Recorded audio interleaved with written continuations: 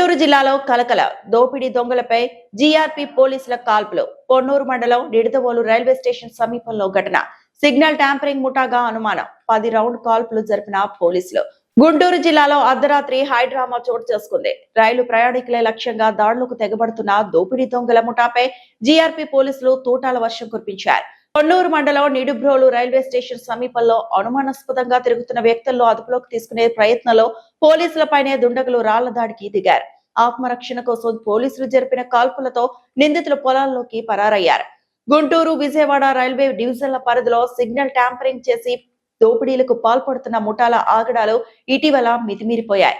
ఈ నేపథ్యంలో జీఆర్పీ పోలీసులు ప్రత్యేక నిఘా ఏర్పాటు చేశారు. మంగళవారం తెల్లవారుజామున సుమారు 3 గంటల సమయంలో నిడుబ్రోలు రైల్వే స్టేషన్ సమీపంలోని ఆలూరు గేట్ వద్ద నర్సారావుపేట రైల్వే పోలీస్ ఎస్ఐ మరియు కానిస్టేబుల్ తనిఖీలు చేపట్టారు.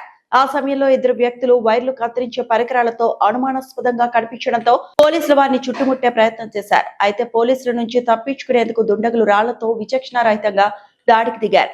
అప్రమత్తమైన పోలీసులు వెంటనే కాల్పులు ప్రారంభించారు. జీఆర్పీ డీఎస్పీ అకేశ్వరరావు తెలిపిన వివరాల ప్రకారం పోలీసులు మొత్తం 10 రౌండ్లు కాల్పులు జరిపారు. పోలీసుల కాల్పుల దాటికి భయపడిన దుండగులు సమీపంలోని పొలాల్లోకి పారిపోయారు. ఘటనా స్థలంలో నిందితులు వదిలి వెళ్లిన వైట్ కట్టర్, టెస్టర్, గ్లౌజ్లను పోలీసులు స్వాధీనం చేసుకున్నారు. సమాచారం అందుకున్న పొన్నూరు పోలీసులు క్షేత్రస్థాయిలో విచారణ చేపట్టి పరారీలో ఉన్న నిందితుల కోసం గాలింపు చర్యలు ముమ్మరం చేశారు. రైల్వే భద్రతను సవాల్ చేస్తున్న ఈ ముఠాను పట్టుకునేందుకు ప్రత్యేక బృందాలను రంగంలోకి దించారు.